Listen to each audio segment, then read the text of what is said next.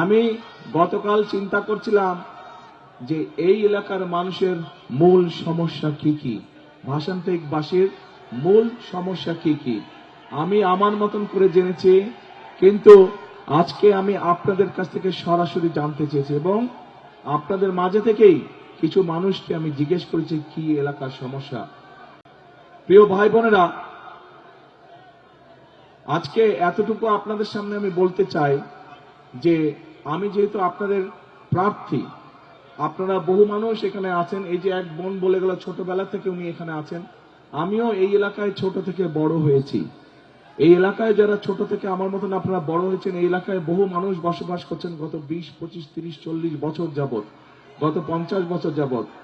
আমিও এলাকায় গত 50 বছর যাবৎ বড় হয়েছি, যদিও মধ্যখানে অনেকদিন বাইরে থাকতে হয়েছে আমাকে। তারপরে আমি আপনাদেরই একজন।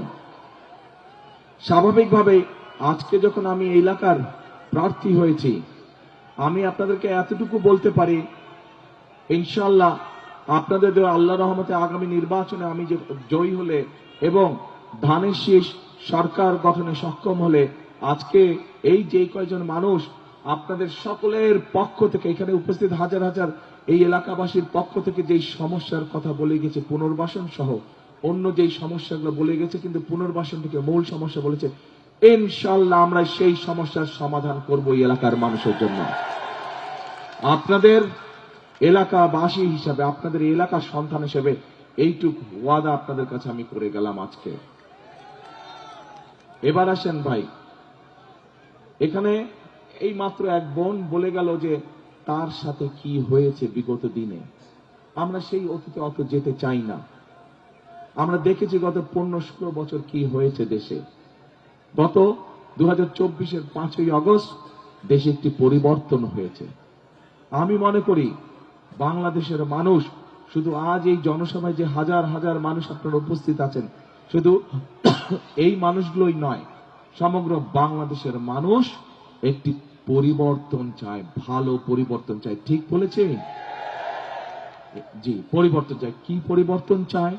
পরিবর্তন চায় যে মানুষের সমস্যার যাতে সমাধান হোক, মানুষের চলাফেরা, মানুষের নিরাপত্তা, দেশে যাতে সুশাসন প্রতিষ্ঠিত হোক, দেশের শিক্ষার্থীরা যারা শিক্ষার সুযোগ পায়, দেশের বেকার কর্ম যারা তরুণ আছে, যুবক আছে, যারা তরুণ সমাজের, যুব সমাজের সদস্য যারা, ছেলে হোক মেয়ে হোক, বহু লক্ষ লক্ষ এরকম আছে যারা কর্মহীন অবস্থায় আছে।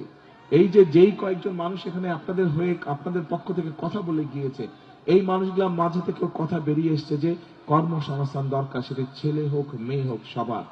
আমরা সিদ্ধান্ত গ্রহণ করেছি, আমরা পরিকল্পনা গ্রহণ করেছি। আমাদের দেশের বহু মানুষ বিদেশে প্রতি বছর কর্মসংস্থানের জন্য যায়, কিন্তু এই মানুষগুলো দক্ষ শ্রমিক হিসেবে চায় না। আমরা চাই বাংলাদেশের লক্ষ লক্ষ যে তরুণ সমাজের সদস্য আছে, নারী হোক পুরুষ হোক, তাদেরকে বিভিন্ন রকম ট্রেনিং দিব, তাদের পড়ালেখা শেষ হোক বা শেষ হওয়ার আগে, যাতে দেশের ভিতরেই ব্যবসা বাণিজ্য হোক অথবা দেশের বাইরে হোক, তারা যাতে কর্মসংস্থানের ব্যবস্থা করতে পারে, যাতে স্বাবলম্বী হয়ে দাঁড়াতে পারে। প্রিয় ভাই বোনেরা, এখানে ফ্যামিলি কার্ডের কথা বলে গেছে এক বোন। ফ্যামিলি কার্ডের বিষয়ে আমি আর বিস্তারিত গেলাম না। ফ্যামিলি কার্ড, এই যে এরকম একটি ফ্যামিলি কার্ড বাংলাদেশের প্রত্যেক মা বোনদের কাছে, মাদের কাছে আমরা পৌঁছে দিতে চাই। যেই নারীর সংসার আছে সেরকম একজন নারীর কাছে আমরা পৌঁছে দিতে চাই। আমরা একই সাথে, এখানে বহু মানুষ আছেন, এই যে জুয়েল আসছিল, ও বোধহয় ভ্যান চালক, এরকম জুয়েলের মতন অনেক মানুষ আছে যাদের কিন্তু দেশগ্রামে, আপনারা যারা এখানে উপস্থিত আছেন, দেশগ্রামে জমি জমা আছে, চাষবাস কৃষির সাথে আপনারা জড়িত।